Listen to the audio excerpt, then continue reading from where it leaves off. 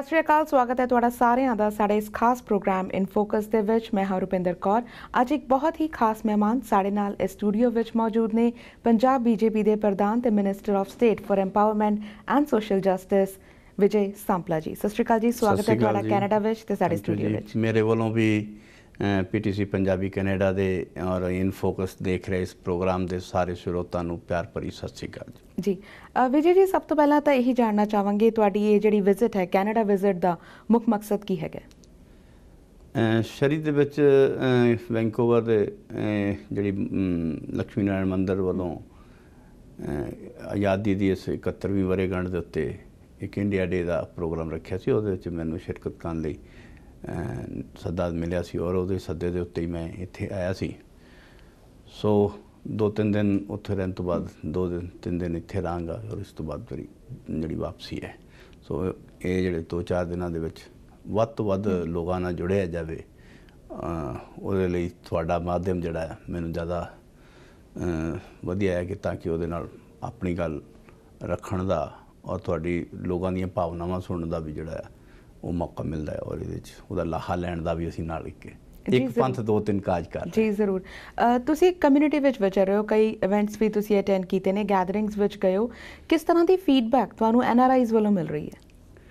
ਦੇਖੋ, ਐਨਆਰਆਈਜ਼ ਦੀਆਂ ਅਲੱਗ-ਅਲੱਗ ਜਿਹੜੀਆਂ ਫੀਲਿੰਗ ਸਾਡੇ ਮੂਹਰੇ ਆਏ, ਕਈ ਤਰ੍ਹਾਂ ਦੇ ਵਿਸ਼ੇ ਆਏ, ਪਰ ਇੱਕ ਵਿਸ਼ਾ ਜਿਹੜਾ ਸਾਰਿਆਂ ਤੋਂ ਕਾਮਨ ਹੈ ਕਿ ਹਰ ਕੋਈ ਚਾਹੁੰਦਾ ਹੈ ਕਿ ਉਹ ਆਪਣੇ ਮੁਲਕ ਨੂੰ ਵੀ ਪਿਆਰ ਵੀ ਕਰਦਾ, ਉਹਦੇ 'ਚ ਪਿਆਰ ਝਲਕਦਾ, ਚਾਹੇ ਉਹ ਕਿਤੇ ਨਾ ਕਿਤੇ ਸਾਨੂੰ ਭਾਵੇਂ ਸ਼ਿਕਾਇਤ ਦੇ ਰੂਪ 'ਚ ਹੀ ਕਰਦਾ ਹੈ, ਪਰ ਉਹਦੀ ਸ਼ਿਕਾਇਤ ਦੇ ਵਿੱਚ ਵੀ ਉਹਦਾ ਆਪਣਾ ਦੇਸ਼ ਦੇ ਨਾਲ ਪਿਆਰ ਲਗਾਓ ਜੁੜਿਆ ਲੱਗਦਾ।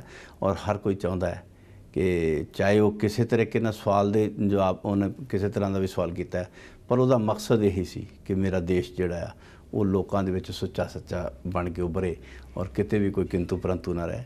ਔਰ ਹਰ ਇੱਕ ਦੀ ਭਾਵਨਾ ਇਸ ਰਹਿੰਦੀ ਹੈ ਔਰ ਮੈਂ ਸਮਝਦਾ ਕਿ ਇਸ ਭਾਵਨਾ ਦੀ ਲੋਕਾਂ ਦੀ ਕਦਰ ਵੀ ਅਸੀਂ ਸਾਨੂੰ ਕਰਨੀ ਚਾਹੀਦੀ ਹੈ। ਜੀ, ਜਿਸ ਤਰ੍ਹਾਂ ਤੁਸੀਂ ਹੁਣ ਕੈਨੇਡਾ ਵਿਜ਼ਿਟ ਕਰ ਰਹੇ ਹੋ, ਜਦੋਂ ਵੀ ਮਿਨਿਸਟਰਸ ਇੱਧਰ ਆਉਂਦੇ ਆ ਤਾਂ ਐਨਆਰਆਈਜ਼ ਨੂੰ ਇੱਕ ਮੌਕਾ ਮਿਲਦਾ ਹੈ ਕਿ ਆਪਣੀ ਫੀਡਬੈਕ ਜੋ ਸਰਕਾਰ ਤੱਕ ਪਹੁੰਚਾਉਣਾ ਚਾਹੁੰਦੇ ਆ ਉਹਨਾਂ ਲਈ ਇੱਕ ਜ਼ਰੀਆ ਬਣਦਾ ਹੈ। ਹੁਣ ਜਦੋਂ ਜੀਐਸਟੀ ਨੋਟਬੰਦੀ ਦਾ ਇਸ਼ੂ ਹੋਇਆ ਤਾਂ ਇੰਡੀਆ ਤੋਂ ਇਲਾਵਾ ਐਨਆਰਆਈਜ਼ ਨੂੰ ਵੀ ਕਾਫੀ ਪ੍ਰੋਬਲਮ ਫੇਸ ਕਰਨੀਆਂ ਪਈਆਂ ਕਿਉਂਕਿ ਇੱਕ ਬਿਜ਼ਨਸ ਤਬਕਾ ਜਿਹੜਾ ਹੈਗਾ ਮੇਜਰ ਐਨਆਰਆਈਜ਼ ਹੈਗਾ। ਤੇ ਇਸ ਤਰ੍ਹਾਂ ਦੀ ਕੁਝ ਕੰਪਲੇਂਟਸ ਐਨਆਰਆਈਜ਼ ਵੱਲੋਂ ਵੀ ਮਿਲੀਆਂ ਤੁਹਾਨੂੰ? ਦੇਖੋ, ਜਿੱਥੇ ਤੱਕ ਨੋਟਬੰਦੀ ਦੀ ਗੱਲ ਕਰੀਏ ਤੇ ਨੋਟਬੰਦੀ ਦੇ ਵਿੱਚ ਅਗਰ ਤਾਂ ਜਿਨ੍ਹਾਂ ਨੇ ਠੀਕ ਪ੍ਰੋਪਰ ਵੇ ਦੇ ਨਾਲ ਬਿਜ਼ਨਸ ਕਰਦੇ ਉਹਨਾਂ ਨੂੰ ਕਿਤੇ ਕੋਈ ਪ੍ਰੋਬਲਮ ਨਹੀਂ ਆਈ, ਕਿਉਂਕਿ ਬੈਂਕ ਨਾਲ ਡੀਲਿੰਗ ਕਰਦੇ ਹਾਂ, ਕਿਤੇ ਵੀ ਕਿਸੇ ਪਾਸੇ ਦੀ ਕਿਸੇ ਨੂੰ ਸਮੱਸਿਆ ਨਹੀਂ ਆਈ। ਹਾਂ, ਅਗਰ ਕਿਸੇ ਨੇ ਕੈਸ਼ ਉੱਥੇ ਲਿਆ ਕੇ ਸਟਕ ਕੀਤਾ ਹੈ ਸੀ ਜਿਹੜਾ ਇਲੀਗਲ ਹੁੰਦਾ ਹੈ, ਉਹਦੀ ਸਮੱਸਿਆ ਕੀਤੀ ਆਈ ਹੋਵੇ, ਕਿਉਂਕਿ ਇਹ ਪਹਿਲੀ ਵਾਰ ਦੁਨੀਆ ਦੇ ਵਿੱਚ ਇੱਕ ਆਪਣੀ ਤਰ੍ਹਾਂ ਦੀ ਵਿਲੱਖਣ ਜਿਹੜੀ ਮਿਸਾਲ ਪੈਦਾ ਹੋਈ ਹੈ ਜਿਹਦੇ ਕਰਕੇ ਕਿਤੇ ਸਮੱਸਿਆ ਆਈ ਹੈ। ਲੋਕ ਇਸ ਪਾਸੇ ਤਿਆਰ ਵੀ ਨਹੀਂ ਸੀ, ਪਰ ਇਹਦਾ ਮਕਸਦ ਵੀ ਇਹੀ ਸੀ ਕਿ ਜਿਹੜਾ ਕਿਤੇ ਨਾ ਕਿਤੇ ਸਟਕ ਇੰਡੀਅਨ ਕਰੰਸੀ ਨੂੰ ਹੋਇਆ ਹੈ, ਕਿਉਂਕਿ ਜਿੰਨੀ ਮਾਰਕੀਟ ਦੇ ਵਿੱਚ ਕਰੰਸੀ ਸਾਡੀ ਹੋਣੀ ਚਾਹੀਦੀ ਸੀ ਉਨੀ ਨਾ ਹੋਣ ਕਰਕੇ ਕਿਸੇ ਹੋਰ ਪਾਸੇ ਉਪਯੋਗ ਹੋ ਰਹੀ ਸੀ, ਜਿਹਦੀ ਸਾਨੂੰ ਫੀਡਬੈਕ ਸੀ ਕਿ ਉਹਦਾ ਲੋਕਾਂ ਨੂੰ ਗਲਤ ਪਾਸੇ ਇਸਤੇਮਾਲ ਕਰਕੇ ਦੇਸ਼ ਦੇ ਹੀ ਖਿਲਾਫ ਇਸਤੇਮਾਲ ਕੀਤੀ ਜਾ ਰਹੀ ਸੀ। ਔਰ ਉਹਦੀ ਸ਼ਿਕਾਇਤਾਂ ਦੇ ਉੱਤੇ ਇੱਕ ਬਹੁਤ ਵੱਡਾ ਬੋਲਡ ਸਟੈਂਡ ਅਗਰ ਕੋਈ ਲੈਣ ਦੀ ਜ਼ਰੂਰਤ ਕੀਤੀ ਹੈ ਤਾਂ ਮਾਨਯੋਗ ਨਰਿੰਦਰ ਮੋਦੀ ਜੀ ਨੇ ਕੀਤੀ ਹੈ ਔਰ ਇਹਦਾ ਫਾਇਦਾ ਹਿੰਦੁਸਤਾਨ ਨੂੰ ਬਹੁਤ ਹੋਇਆ। ਔਰ ਭਾਵੇਂ ਲੋਕਾਂ ਨੇ ਲਾਈਨਾਂ 'ਚ ਖੜੇ ਹੋਏ ਨੇ, ਲਾਈਨਾਂ 'ਚ ਖੜੇ ਹੋ ਕੇ ਤਕਲੀਫ ਵੀ ਸਹੀ ਹੈ, ਬਹੁਤ ਸਾਰਿਆਂ ਦੇ ਕਈ ਵਿਆਹ ਸ਼ਾਦੀਆਂ ਦੀਆਂ ਸਮੱਸਿਆਵਾਂ ਵੀ ਆਈਆਂ, ਪਰ ਲੋਕਾਂ ਨੇ ਬੜੇ ਆਣ ਕੇ ਬਿਆਨ ਕੀਤਾ ਕਿ ਅਸੀਂ ਸਮੱਸਿਆ ਸਾਡੇ ਮੂਹਰੇ ਹੈ, ਅਸੀਂ ਕਠਿਨਾਈ ਚੱਲ ਰਹੇ, ਪਰ ਸਾਨੂੰ ਇਹ ਖੁਸ਼ੀ ਹੈ ਕਿ ਇਹ ਦੇਸ਼ ਦੇ ਹਿੱਤ 'ਚ ਹੈ। ਔਰ ਉਹਦਾ ਤੁਸੀਂ ਹੁਣ ਵੀ ਦੇਖਿਆ, ਕੱਲ੍ਹ ਪਰਸੋਂ ਰਿਜ਼ਰਵ ਬੈਂਕ ਨੇ ਜਿਹੜੀ ਸਟੇਟਮੈਂਟ ਦਿੱਤੀ ਹੈ ਕਿ ਕਿੰਨੇ ਵੱਡੀ ਅਮਾਊਂਟ ਜਿਹੜੀ ਆ ਉਹ ਵਾਪਸ ਨਹੀਂ ਪਹੁੰਚੀ, ਜਿਹੜੀ ਕਿਤੇ ਨਾ ਕਿਤੇ ਗੈਰ ਕਾਨੂੰਨੀ ਤਰੀਕੇ ਨਾਲ ਕਿਤੇ ਹੋਰ ਪਈ ਹੁੰਦੀ। ਅਗਰ ਜੇ ਉਹ ਸਹੀ ਜਗ੍ਹਾ 'ਤੇ ਪਈ ਹੁੰਦੀ ਤਾਂ ਸ਼ਾਇਦ ਉਹ ਵਾਪਸ ਆ ਗਈ ਹੁੰਦੀ। ਸੋ ਇਹ ਆਪਣੇ ਆਪ 'ਚ ਮਿਸਾਲ ਹੈ ਔਰ ਐਡਾ ਬੜਾ ਬੋਲਡ ਸਟੈਂਡ ਲੈਣਾ, ਮੈਂ ਕਹਿੰਦਾ ਕਿ ਇਹ ਅਗਰ ਕੋਈ ਲੈ ਸਕਦਾ ਸੀ, ਇੰਨੀ ਜ਼ਰੂਰਤ ਕਰਦਾ ਤਾਂ ਬਹੁਤ ਵੱਡੀ ਗੱਲ ਵੀ ਹੈ ਔਰ ਇਹ ਮੋਦੀ ਜੀ ਨੇ ਐਸਾ ਕਦਮ ਚੁੱਕਿਆ। ਜਿੱਥੇ ਤੱਕ ਜੀਐਸਟੀ ਦਾ ਹੈ, ਔਰ ਜੀਐਸਟੀ ਦਾ ਮੈਨੂੰ ਨਹੀਂ ਲੱਗਦਾ ਕਿ ਕਿਸੇ ਤਰ੍ਹਾਂ ਵੀ ਜਿਹੜਾ ਐਨਆਰਆਈ ਦੇ ਉੱਤੇ ਕਿਤੇ ਇਫੈਕਟ ਕਰਦਾ। ਇਹ ਪਹਿਲੀ ਵਾਰ ਹੋਇਆ ਕਿ ਇਹ ਸੋਚ ਆਈ ਹੈ ਕਿ ਇੱਕ ਨੇਸ਼ਨ ਇੱਕ ਟੈਕਸ ਔਰ ਇੱਕ ਮਾਰਕੀਟ ਹੋਵੇ। ਅਗਰ ਪਹਿਲਾਂ ਕੀ ਹੁੰਦਾ ਸੀ ਕਿ ਇੱਕ ਸਟੇਟ ਦੇ ਵਿੱਚ ਜਾਓ ਤੇ ਚੀਜ਼ ਸਸਤੀ ਮਿਲ ਜਾਂਦੀ ਸੀ, ਦੂਸਰੇ 'ਚ ਮਹਿੰਗੀ ਹੁੰਦੀ ਸੀ, ਉਹਦੇ ਨਾਲ ਜਿਹੜੀ ਇੱਕ ਦੂਸਰੇ 'ਚੋਂ ਅਸੀਂ ਉਹਨੂੰ ਸ਼ਬਦਾਂ ਦੇ ਵਿੱਚ ਜਾਈਏ ਤਾਂ ਸਮਗਲਿੰਗ ਵੀ ਕਹਿੰਦੇ ਸੀ। ਉਹ ਸਮਗਲ ਹੋ ਕੇ ਆਉਂਦੀ ਸੀ, ਜਿਹੜੀ ਉੱਥੋਂ ਸਸਤੀ ਲੈ ਕੇ ਟੈਕਸ ਬਚਾ ਕੇ ਇੱਥੇ ਆਉਂਦੀ ਸੀ। ਉਹਦਾ ਨੁਕਸਾਨ ਕਿਹਨੂੰ ਸੀ? ਉਹ ਸਰਕਾਰ ਨੂੰ, ਅਸੀਂ ਭਾਰਤ ਸਰਕਾਰ ਨੂੰ। ਔਰ ਜਦੋਂ ਟੈਕਸਾਂ ਦੀ ਚੋਰੀ ਜਿਹੜੀ ਸਾਡੀ ਵਿੱਚ ਸਭ ਤੋਂ ਵੱਡੀ, ਤੁਸੀਂ ਵੀ ਜਾਣਦੇ ਆ ਕਿ ਹਿੰਦੁਸਤਾਨ 'ਚ ਅਗਰ ਕਿਤੇ ਸਮੱਸਿਆ ਆਉਂਦੀ ਹੈ ਤਾਂ ਟੈਕਸਾਂ ਦੀ ਚੋਰੀ ਬੜੀ ਸੀ। ਔਰ ਅੱਜ ਜਿਹੜੇ ਟੈਕਸਾਂ ਨੂੰ ਪਾਰਦਰਸ਼ਤਾ, ਹਰ ਵਿਅਕਤੀ ਨੂੰ ਪਾਰਦਰਸ਼ ਬਣਾਉਣ ਦੇ ਵਿੱਚ ਇੱਕ ਬਹੁਤ ਵੱਡਾ ਜਿਹੜਾ GST ਦਾ ਰੋਲ ਹੈ ਉਹ ਸਾਹਮਣੇ ਸਾਡੇ ਮੂਹਰੇ ਆਇਆ। ਹਰ ਚੀਜ਼ ਹੁਣ ਜਿਹੜਾ 1 ਮਹੀਨੇ ਦੇ ਵਿੱਚ ਹੀ ਜਿਹੜਾ ਸਾਡਾ ਟਾਰਗੇਟ ਸੀ ਸ਼ਾਇਦ 90,000 ਕਰੋੜ ਰੁਪਏ ਦਾ ਸੀ ਜਿਹੜਾ GST ਦੇ ਉੱਤੇ ਸਾਨੂੰ ਆਉਣ ਦਾ, ਔਰ ਤੁਹਾਨੂੰ ਦੱਸਣ ਦੀ ਖੁਸ਼ੀ ਹੋਊਗੀ ਕਿ ਉਹ ਟਾਰਗੇਟ ਤੋਂ 4-5 ਹਜ਼ਾਰ ਕਰੋੜ ਵੱਧ ਰੁਪਇਆ ਸਾਨੂੰ ਮਿਲਿਆ। ਕਿਉਂਕਿ ਪਹਿਲੀ ਵਾਰ ਜਦੋਂ ਟਾਰਗੇਟ ਰੱਖਦੇ ਆ ਤੇ ਉਹਦਾ ਅਚੀਵ ਕਰਨਾ ਸਾਨੂੰ ਔਖਾ ਹੁੰਦਾ, ਪਰ ਅਸੀਂ ਬੜਾ ਈਜ਼ੀਲੀ ਉਹਨੂੰ ਅਚੀਵ ਹੀ ਨਹੀਂ ਕੀਤਾ, ਉਸ ਤੋਂ ਅੱਗੇ ਨਿਕਲੇ। ਭਾਵ ਇਹਦੇ 'ਚ ਬਹੁਤ ਸਾਰੇ ਸਕੋਪ ਸਾਨੂੰ ਅੱਜ ਨਜ਼ਰ ਆ ਰਿਹਾ। ਜਿਹੜੇ ਪਹਿਲਾਂ ਹੋਇਆ ਹੁੰਦਾ ਤਾਂ ਸ਼ਾਇਦ ਦੇਸ਼ ਦੀ ਹਾਲਤ ਹੋਰ ਸੁਧਰੀ ਹੁੰਦੀ। ਔਰ ਆਉਣ ਵਾਲੇ ਸਮੇਂ ਦੇ ਵਿੱਚ ਬਦਲਦੇ ਸਮਾਂ ਭਵਿੱਖ ਦੇ ਵਿੱਚ ਤੁਹਾਨੂੰ ਜਿਹੜਾ ਹਿੰਦੁਸਤਾਨ ਦੇ ਵਿੱਚ ਬਹੁਤ ਵੱਡੀਆਂ ਤਬਦੀਲੀਆਂ ਨਿਕਲਣ, ਕਿਉਂਕਿ ਟੈਕਸ ਦੇ ਰੂਪ ਦੇ ਵਿੱਚ ਪੈਸਾ ਜਿਹੜਾ ਸੀ ਉਹ ਲੋਕ ਨਹੀਂ ਸੀ ਦੇ ਰਹੇ, ਜਿਹੜਾ ਅੱਜ ਦੇਣਾ, ਜਿਹੜਾ ਖੁਸ਼ੀ ਨਾਲ ਦੇਣਾ ਉਹਨਾਂ ਨੇ ਮਹਿਸੂਸ ਕਰ ਲਿਆ। ਔਰ ਅੱਜ ਕਿਤੇ ਸਮੱਸਿਆ ਨਹੀਂ ਹੈਗੀ। ਔਰ ਕੱਲ੍ਹ ਤੱਕ ਜਿਹੜੇ 5 ਲੱਖ ਵਿਅਕਤੀ ਐਸੇ ਸੀ ਜਿਹੜੇ ਟੈਕਸ ਦੇ ਵਿੱਚ ਕੁਝ ਵੱਡੀ ਅਮਾਊਂਟ ਦਿੰਦੇ ਸੀ। ਬਾਕੀ ਤੁਹਾਨੂੰ ਸਭ ਤੋਂ ਦੁਨੀਆ ਦੇ ਵਿੱਚ ਦੂਜੇ ਨੰਬਰ ਦੀ ਆਬਾਦੀ ਹੋਵੇ ਔਰ ਐਡਾ ਵੱਡੇ ਬਿਜ਼ਨਸ ਹੋਣ ਤੇ ਟੈਕਸ ਪੇਅਰ ਦੀ ਜਿਹੜੀ ਗਿਣਤੀ ਬਹੁਤ ਘੱਟ ਸੀ ਔਰ ਅੱਜ ਬੜੀ ਵੱਧ ਗਈ ਹੈ। ਔਰ ਜਿਹੜੀ ਉਮੀਦ ਤੋਂ ਸਾਨੂੰ ਅੱਗੇ ਭਵਿੱਖ ਦੇ ਵਿੱਚ ਬਹੁਤ ਜਾਣੀ ਜ਼ਿਆਦਾ ਇਹਦਾ ਫਾਇਦਾ ਹਿੰਦੁਸਤਾਨ ਨੂੰ ਹੋਏਗਾ। ਔਰ ਹਿੰਦੁਸਤਾਨ ਨੂੰ ਜਿੰਨਾ ਵੱਧ ਟੈਕਸ ਹੋਏਗਾ ਔਰ ਉਹਦਾ ਫਾਇਦਾ ਸਾਰੀ ਦੇਸ਼ ਦੀ ਜਨਤਾ ਨੂੰ ਹੋਏਗਾ। ਜੀ ਬਿਲਕੁਲ, ਇਹੀ ਉਮੀਦ ਕਰਦੇ ਹਾਂ ਕਿ ਜਿਸ ਮੰਤਵ ਨਾਰੇ ਲਾਗੂ ਕੀਤੇ ਗਏ ਨੇ ਉਸ ਦੇ ਚੰਗੇ ਰਿਜ਼ਲਟਸ ਵੀ ਸਾਹਮਣੇ ਆਉਣ। ਤੁਹਾਡੇ ਨਾਲ ਗੱਲਾਂ ਦਾ ਸਿਲਸਿਲਾ ਜਾਰੀ ਰੱਖਾਂਗੇ, ਪਰ ਫਿਲਹਾਲ ਲੈਂਦੇ ਹਾਂ ਇੱਕ ਛੋਟਾ ਜਿਹਾ ਬ੍ਰੇਕ।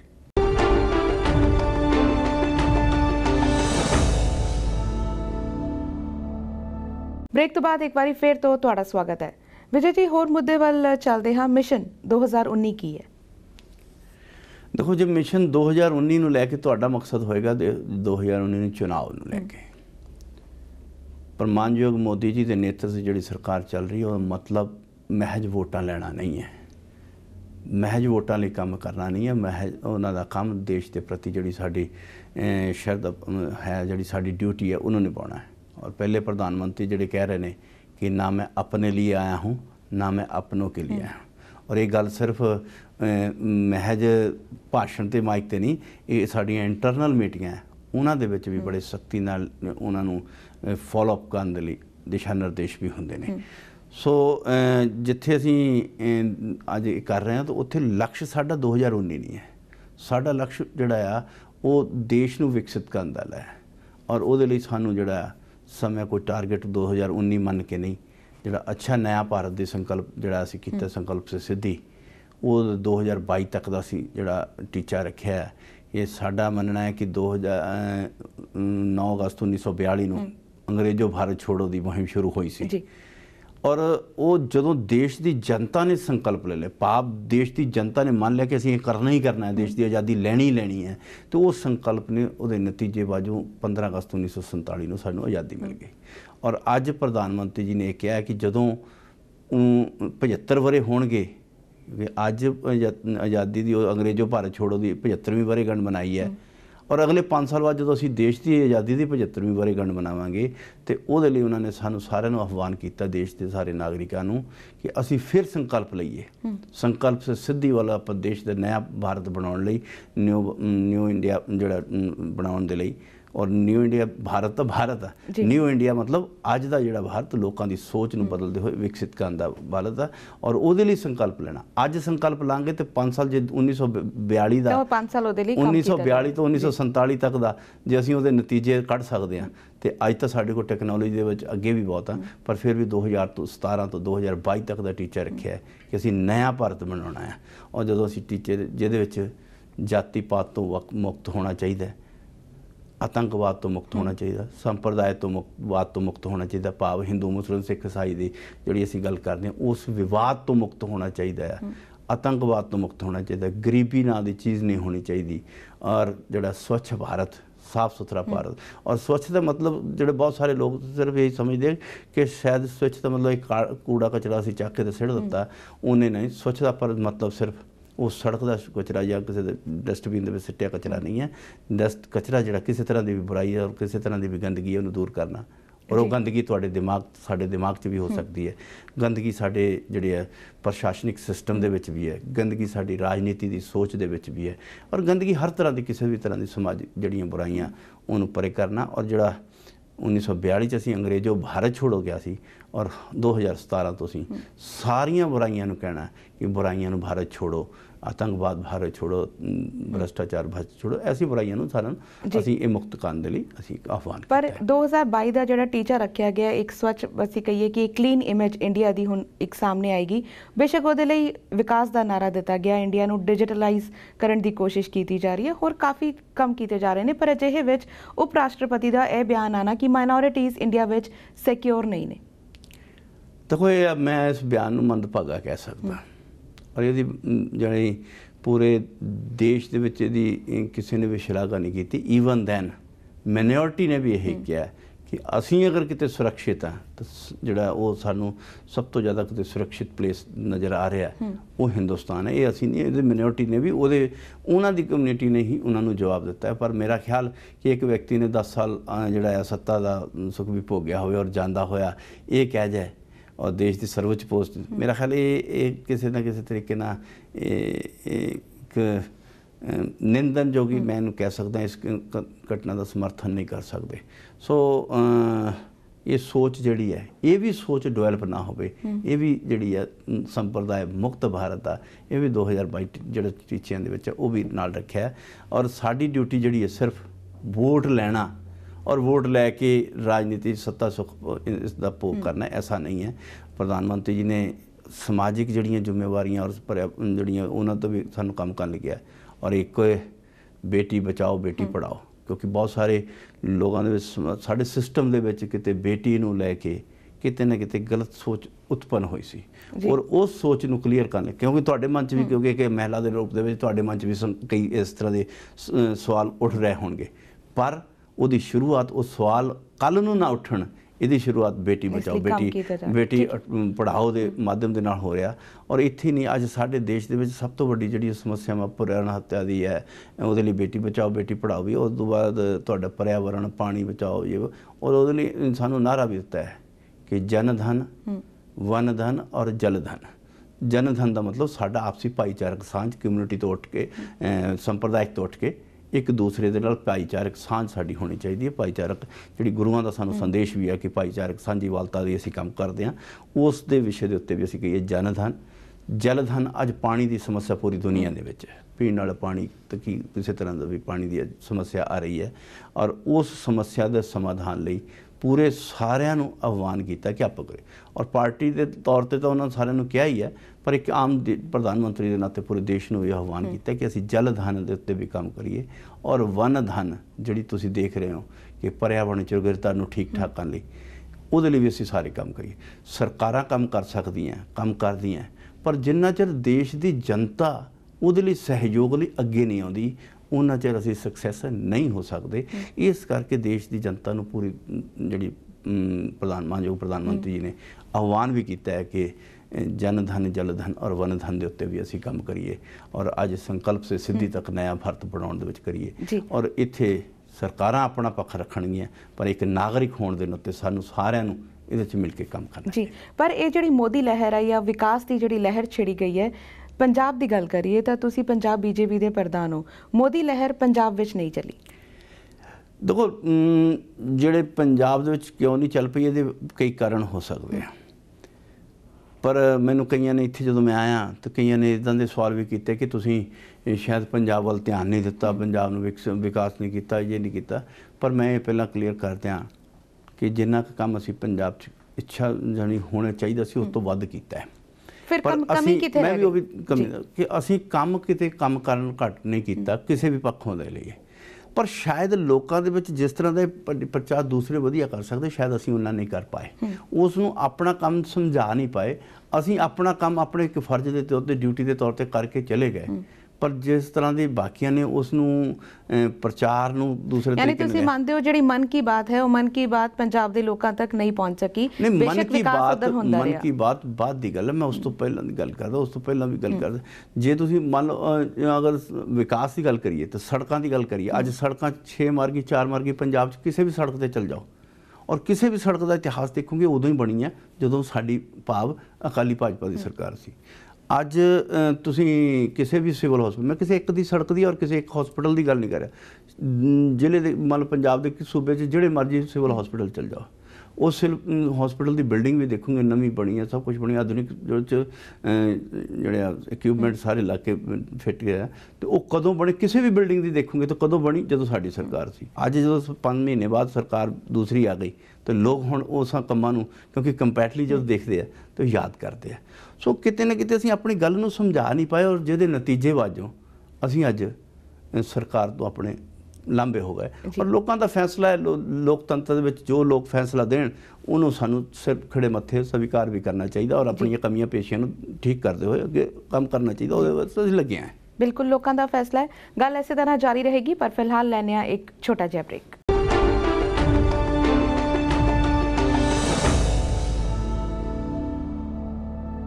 ਬ੍ਰੇਕ ਤੋਂ ਬਾਅਦ ਇੱਕ ਵਾਰੀ ਫੇਰ ਤੋਂ ਕੈਨੇਡਾ ਇਨ ਫੋਕਸ ਵਿੱਚ ਤੁਹਾਡਾ ਸਾਰਿਆਂ ਦਾ ਸਵਾਗਤ ਹੈ।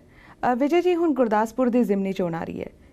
ਹੁਣ ਸਰਕਾਰ ਕਾਂਗਰਸ ਦੀ ਹੈ, ਪਰ ਇਹ ਸੀਟ ਹਮੇਸ਼ਾ ਬੀਜੇਪੀ ਦੀ ਰਹੀ ਹੈ। ਹੁਣ ਇਸ ਸੀਟ ਲਈ ਤੁਸੀਂ ਕੀ ਦੇਖਦੇ ਹੋ, ਕਿਸ ਤਰ੍ਹਾਂ ਦੀ ਤਿਆਰੀ ਚੱਲ ਰਹੀ ਹੈ? ਦੇਖੋ, ਜਿੱਥੇ ਤੱਕ ਸਾਡਾ ਆਪਣਾ ਕਾਰਿਆਕਰਤਾ ਆਪਣੀ ਤਰ੍ਹਾਂ ਪੂਰੀ ਤਰ੍ਹਾਂ ਪ੍ਰਪੇਅਰ ਬੈਠਾ ਹੈ। ਹਾਂਜੀ। ਜਿੱਥੇ ਤੱਕ ਪਾਰਟੀ ਦੇ ਵਾਜੋਂ ਜਿਹੜੀ ਬਰੀਕੀ ਦੇ ਨਾਲ ਮਾਈਕਰੋ ਮੈਨੇਜਮੈਂਟ ਕਰਨੀ ਹੁੰਦੀ ਹੈ, ਉਹ ਕਰਨੀ ਦੇ ਉੱਤੇ ਸਾਡੀ ਪੂਰੀ ਟੀਮ ਕੰਮ ਕਰ ਰਹੀ ਹੈ।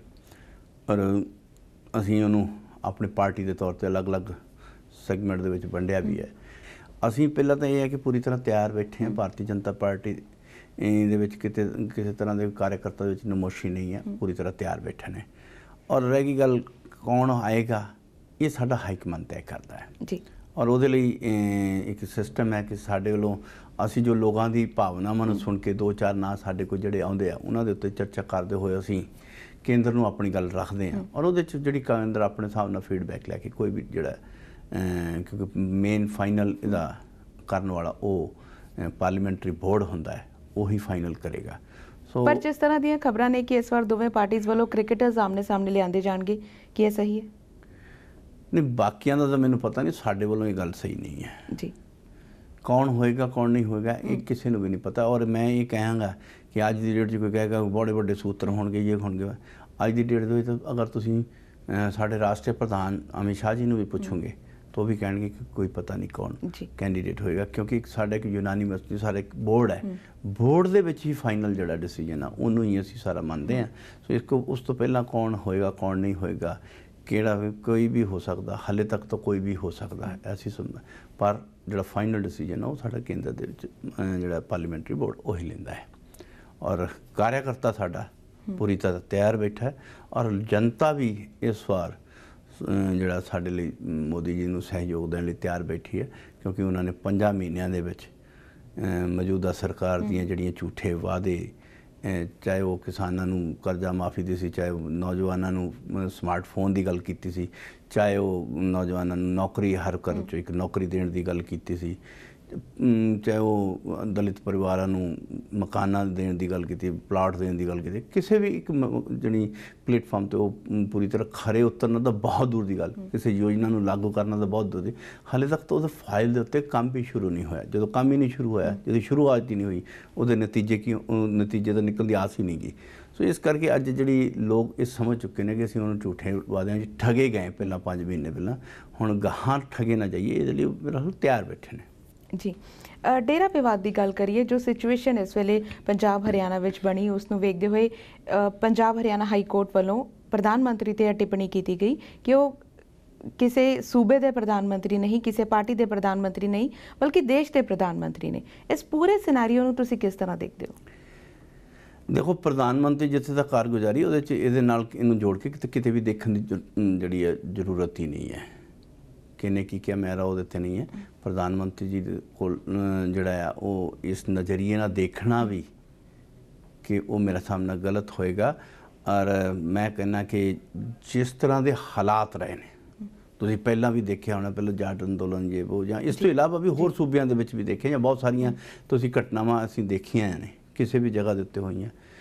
ਪਰ ਜਿੰਨੀ ਜਲਦੀ ਵਿਦਿਨ ਦ ਨੈਕਸਟ ਡੇ ਬਿਲਕੁਲ ਕੂਲ ਸੀ, ਸ਼ਾਂਤ ਸੀ, ਇਹਨੂੰ ਆਪਣੇ ਆਪ ਦੇ ਵਿੱਚ ਤੁਸੀਂ ਉਸ ਪੱਖ ਨੂੰ ਵੀ ਦੇਖਣਾ ਚਾਹੀਦਾ ਕਿ ਕੰਟਰੋਲ ਕਰਨ ਦੇ ਵਿੱਚ ਬਹੁਤ ਵੱਡੀ ਜਿਹੜੀ ਅਹਿਮੀਅਤ ਮੌਜੂਦਾ ਸਰਕਾਰ ਦੀ ਰਹੀ ਔਰ ਉਹਨਾਂ ਨੇ ਕੰਟਰੋਲ ਵੀ ਕੀਤਾ ਹੈ। ਕਈਆਂ ਦੀਆਂ ਸ਼ੰਕਾਵਾਂ ਸਵਾਲ ਨੇ ਕਿ ਇਸ ਤਰ੍ਹਾਂ ਕਿਉਂ ਹੋਇਆ, ਇਸ ਤਰ੍ਹਾਂ ਕਿਉਂ ਹੋਇਆ। ਜਦੋਂ ਇੱਕ ਮੌਬ ਚੱਲਦੀ ਹੈ ਤੇ ਮੌਬ ਨੂੰ ਜਿਹੜੇ ਇੱਕ ਸੁਨਾਮੀ ਦਾ ਰੂਪ ਹੁੰਦਾ ਹੈ ਔਰ ਸੁਨਾਮੀ ਨੂੰ ਤੁਸੀਂ ਵੀ ਦੇਖਦੇ ਹੋ ਕਿ ਉਸ ਮੌਬ ਨੂੰ ਰੋਕਣਾ ਬੜਾ ਔਖਾ ਹੁੰਦਾ ਹੈ। ਪਰ ਤੁਸੀਂ ਇਹ ਮੈਂ ਕਹਾਂਗਾ ਕਿ ਤੁਸੀਂ ਕੋਈ ਖੱਟਰ ਸਾਹਿਬ ਨੂੰ ਕਿਸੇ ਨਜ਼ਰੀਏ ਨਾਲ ਦੇਖਦਾ, ਕਿਸੇ ਨਜ਼ਰੀਏ ਨਾਲ, ਮੈਂ ਇਸ ਨਜ਼ਰੀਏ ਨਾਲ ਦੇਖਦਾ ਕਿ ਉਹਨਾਂ ਨੇ ਵਿਦਿਨ ਦਾ ਨੈਕਸਟ ਡੇ ਮਤਲਬ ਬਿਨਾਂ ਸਮੇਂ ਗਵਾਏ ਇਸ ਨੂੰ ਕੰਟਰੋਲ ਕਰਨ ਦੇ ਵਿੱਚ ਬਹੁਤ ਵੱਡੀ ਅਹਿਮ ਭੂਮਿਕਾ ਨਿਭਾਈ ਹੈ। ਔਰ ਜਿਹੜਾ ਹਾਲਾਤ ਸ਼ਾਇਦ ਅਗਰ ਨਾ ਕੰਟਰੋਲ ਕਰਦੇ ਤਾਂ ਕੁਝ ਵੀ ਰੂਪ ਲੈ ਸਕਦਾ ਸੀ, ਪਰ ਉਸ ਰੂਪ ਨੂੰ ਕੰਟਰੋਲ ਕਰਨ 'ਚ ਬਹੁਤ ਵੱਡੀ ਭੂਮਿਕਾ ਜਿਹੜੀ ਹਰਿਆਣਾ ਸਰਕਾਰ ਨੇ ਨਿਭਾਈ ਹੈ, ਖੱਟਰ ਸਾਹਿਬ ਨੇ ਨਿਭਾਈ ਹੈ। ਸੋ ਮੈਂ ਤਾਂ ਮੇਰੇ ਹਿਸਾਬ ਨਾਲ ਉਹ ਵਧਾਈ ਦੇ ਪਾਤਰ ਨੇ। ਜੀ, ਜਿਸ ਤਰ੍ਹਾਂ ਤੁਸੀਂ ਕਿਹਾ ਕਿ ਜਿਹੜੀ ਹਾਰ ਦਾ ਸਾਹਮਣਾ ਪਾਰਟੀ ਨੂੰ ਕਰਨਾ ਪਿਆ ਪੰਜਾਬ ਵਿੱਚ, ਜੇ ਵਾਪਸ ਅਸੀਂ ਉਸ ਮੁੱਦੇ ਵੱਲ ਆਈਏ, ਜਦੋਂ ਵੀ ਇਲੈਕਸ਼ਨਸ ਆਉਂਦੀਆਂ ਤਾਂ ਇਸ ਤਰ੍ਹਾਂ ਦੀਆਂ ਖਬਰਾਂ ਆਉਂਦੀਆਂ ਕਿ ਇਸ ਵਾਰ ਬੀਜੇਪੀ ਤੇ ਅਕਾਲੀ ਦਲ ਵੱਖ-ਵੱਖ ਹੋ ਕੇ ਚੋਣ ਲੜਨਗੇ, ਪਰ ਹਮੇਸ਼ਾ ਅਸੀਂ ਇਕੱਠੇ ਹੀ ਦੇਖਿਆ। ਹੁਣ ਜਦੋਂ ਅੱਗੇ ਚੋਣਾਂ ਆਉਣਗੀਆਂ ਤਾਂ ਫਿਰ ਖਬਰਾਂ ਆਉਣਗੀਆਂ ਜਾਂ ਫਿਰ ਇਕੱਠੇ ਹੋ ਕੇ ਇੱਕ ਵਾਰੀ ਫਿਰ ਤੋਂ ਪਲੇਟਫਾਰਮ ਦੇ ਸਾਹਮਣੇ ਆ ਜਾਣਗੇ। ਐਸਾ ਹੈ, ਪਹਿਲਾਂ ਵੀ ਮੈਂ ਇਸ ਦੇ ਉੱਤੇ ਬੜਾ ਮਤਲਬ ਆਪਣੇ ਕੜੇ ਸ਼ਬਦਾਂ ਨਾਲ ਕਿਹਾ ਸੀ ਕਿ ਸਾਡਾ ਗਠਬੰਧਨ ਹੈ, ਸੀ ਤੇ ਰਹੇਗਾ। ਸਾਡੇ 'ਚੋਂ ਕਿਸੇ ਵੀ ਨੇਤਾ ਨੇ, ਨਾ ਸਾਡੇ ਕੇਂਦਰੀ ਨੇਤਾਵਾਂ ਨੇ, ਨਾ ਸਾਡੇ ਸੂਬਾ ਨੇਤਾਵਾਂ ਨੇ ਕਿਸੇ ਐਸੇ ਤਰ੍ਹਾਂ ਦਾ ਕੋਈ ਸ਼ੋਅ ਨਹੀਂ ਕੀਤਾ, ਨਾ ਹੀ ਸਾਡੀ ਜਿਹੜੀ ਗਠਬੰਧਨ ਪਾਰਟੀ ਸ਼੍ਰੋਮਣੀ ਅਕਾਲੀ ਦਲ ਵੱਲੋਂ ਕਿਸੇ ਨੇ ਐਸਾ ਕਿਤੇ ਰਿਐਕਟ ਵੀ ਕੀਤਾ ਹੈ। ਪਰ ਪਤਾ ਨਹੀਂ ਕਿਉਂਕਿ ਮੈਂ ਇਸ ਸਪਸ਼ਟ ਸ਼ਬਦਾਂ 'ਚ ਕਹਾਂਗਾ ਕਿ ਇਹ ਕਿਤੇ ਨਾ ਕਿਤੇ ਅਗਰ ਲੋਕਾਂ 'ਚ ਸ਼ੰਕੇ ਦੇ ਸਵਾਲ ਆਏ, ਸ਼ੰਕਾ ਆਈ ਹੈ, ਤੇ ਇਹ ਮੀਡੀਆ ਦੀ ਉਤਪੰਨ ਕੀਤੀ ਸੀ। ਔਰ ਜਿਹਦਾ ਮੈਂ ਸ਼ੁਰੂ ਤੋਂ ਹੀ ਕਹਿੰਦਾ ਰਿਹਾ ਕਿ ਮੀਡੀਆ ਇਹਦੇ ਵਿੱਚ ਚੌਥਾ ਪਿਲਰ ਦੇ ਰੂਪ ਦੇ ਵਿੱਚ, ਜਿਹੜਾ ਲੋਕਤੰਤਰ ਦਾ ਚੌਥਾ ਪਿਲਰ ਹੁੰਦਾ ਹੈ, ਇਹਦਾ ਬਹੁਤ ਵੱਡਾ ਰੋਲ ਹੁੰਦਾ ਹੈ ਲੋਕਤੰਤਰ ਨੂੰ ਮਜ਼ਬੂਤ ਕਰਨ 'ਚ। ਸੋ ਐਸੀ ਭੂਮਿਕਾ ਉਹਨੂੰ ਨਹੀਂ ਨਿਭਾਉਣੀ ਚਾਹੀਦੀ ਜਿਹਦੇ ਨਾਲ ਲੋਕਾਂ 'ਚ ਸ਼ੰਕਾਵਾਂ ਪੈਦਾ ਹੋਣ।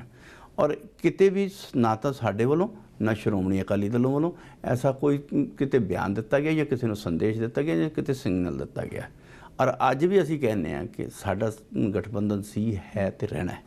ਸੋ ਇਹ ਜਦੋਂ ਅਸੀਂ ਬਾਰ-ਬਾਰ ਕਹਿਣ ਦੇ ਬਾਅਦ, ਮੇਰਾ ਖਿਆਲ ਮੈਂ 3 ਸਾਲ ਜਦੋਂ ਦਾ ਮੈਂ ਪ੍ਰਧਾਨ MP ਬਣਿਆ, MP ਤੋਂ ਪਹਿਲਾਂ ਦਾ ਵੀ ਬਣ ਕੇ ਉਸ ਤੋਂ ਬਾਅਦ ਮੰਤਰੀ ਬਣਿਆ, ਪ੍ਰਧਾਨ ਬਣਿਆ, ਮੈਂ ਇੱਕੋ ਹੀ ਸਵਾਲ ਦਾ ਜਵਾਬ ਦਿੰਦਾ ਆ ਰਿਹਾ ਕਿ ਸਾਡਾ ਗਠਬੰਧਨ ਸੀ, ਹੈ ਤੇ ਰਹਿਣਾ। ਪਰ ਫਿਰ ਜਦੋਂ ਵੀ ਕਿਤੇ ਬੈਠਦਾ ਹੈ ਤਾਂ ਮੀਡੀਆ ਦਾ ਸਵਾਲ ਇਹੀ ਰਹਿੰਦਾ ਹੈ ਕਿ ਤੁਹਾਡਾ ਗਠਬੰਧਨ ਕਦੋਂ ਟੁੱਟਣਾ ਹੈ। ਸੋ ਮੇਰਾ ਖਿਆਲ ਹੈ ਮੀਡੀਆ ਕਿਤੇ ਸਾਡਾ ਗਠਬੰਧਨ ਕਦੋਂ ਟੁੱਟਣਾ ਇਹਦੇ ਵੱਲ ਧਿਆਨ ਨਾ ਦੇ ਕੇ ਸਾਡਾ ਗਠਬੰਧਨ ਮਜ਼ਬੂਤ ਹੈ ਔਰ ਲੋਕਾਂ ਦੀ ਸੇਵਾ ਦੇ ਵਿੱਚ ਆਪਣਾ ਕਰਤੱਵ ਨਿਭਾਉਣ ਦੇ ਵਿੱਚ ਕਿਤੇ ਵੀ ਕੋਈ ਕੋਤਾਹੀ ਨਹੀਂ ਕਰ ਰਿਹਾ, ਉਹਦੀ ਪ੍ਰਸ਼ੰਸਾ ਕਰਨ ਦੀ ਬਜਾਏ ਜੇ ਨਹੀਂ ਕਰਨੀ ਤਾਂ ਬੇਸ਼ੱਕ ਨਾ ਕਰਨ, ਪਰ ਲੋਕਾਂ ਦੇ ਵਿੱਚ ਸ਼ੰਕਾ ਜਿਹੜਾ ਹੈ ਉਤਪੰਨ ਕਰਨ ਦਾ ਜਿਹੜਾ ਕੰਮ ਨਾ ਕਰਨ, ਤਾਂ ਕਿ ਅਸੀਂ ਲੋਕਾਂ ਦੇ ਵਿੱਚ ਗਠਬੰਧਨ ਸੀ, ਹੈ ਤੇ ਰਹਿਣਾ, ਇਹਦੇ ਉੱਤੇ ਕੰਮ ਕਰਦੇ ਹੋਏ ਲੋਕਾਂ ਦੀ ਸੇਵਾ ਭਾਵਨਾ, ਜਿਸ ਭਾਵਨਾ ਨਾਲ ਕਰੀਏ। ਕਿਉਂਕਿ ਲੋਕ ਜਦੋਂ ਇਸ ਗੱਲਾਂ ਸੁਣ ਕੇ ਉਹ ਗੁੰਮਰਾਹ ਹੋ ਜਾਂਦੇ ਔਰ ਦੁਚਿੱਤੀ 'ਚ ਆ ਜਾਂਦੇ ਆ, ਉਹਨਾਂ ਨੂੰ ਫੈਸਲੇ ਲੈਣ 'ਚ ਕਿਤੇ ਨਾ ਕਿਤੇ ਕਠਿਨਾਈ ਹੁੰਦੀ ਹੈ। ਔਰ ਜਦ ਕਿ ਸਾਡੇ ਵਿੱਚ ਕਿਤੇ ਕੋਈ ਕੋਤਾਹੀ ਨਹੀਂ ਹੁੰਦੀ, ਨਾ ਹੋਣ ਦੇ ਬਾਵਜੂਦ ਵੀ ਸਾਡੇ ਪ੍ਰਤੀ ਲੋਕਾਂ ਦਾ ਜਿਹੜੇ ਮਨਾਂ ਦੇ ਵਿੱਚ ਕਿਤੇ ਅਲੱਗ ਤਰ੍ਹਾਂ ਦੀ ਭਾਵਨਾ ਜਿਹੜੀ ਉਹਨਾਂ ਨੂੰ ਅਸੀਂ ਕਲੀਅਰ ਨਹੀਂ ਕਰ ਪਾਉਂਦੇ। ਜੀ ਵਿਜੇ ਜੀ, ਤੁਸੀਂ ਆਪਣੇ ਬਿਜ਼ੀ ਸਕੇਡਿਊਲ ਤੋਂ ਟਾਈਮ ਕੱਢ ਕੇ ਸਾਡੇ ਸਟੂਡੀਓ ਵਿੱਚ ਆਏ, ਥੈਂਕ ਯੂ ਸੋ ਮਚ। ਬਹੁਤ ਬਹੁਤ ਧੰਨਵਾਦ ਜੀ, thank you so much. So ਐਸਨ ਪੰਜਾਬ BJP ਦੇ ਪ੍ਰਧਾਨ ਤੇ minister of state for empowerment and social justice Vijay Sampla. ਫਿਲਹਾਲ ਸਾਨੂੰ ਦਿਓ ਇਜਾਜ਼ਤ, ਅਗਲੇ ਹਫਤੇ ਫਿਰ ਤੋਂ ਮੁਲਾਕਾਤ ਹੋਏਗੀ ਇੱਕ ਨਵੇਂ ਮੁੱਦੇ ਦੇ ਨਾਲ, ਕੁਝ ਨਵੇਂ ਮਹਿਮਾਨਾਂ ਦੇ ਨਾਲ। ਉਦੋਂ ਤੱਕ ਲਈ ਸਤਿ ਸ਼੍ਰੀ ਅਕਾਲ।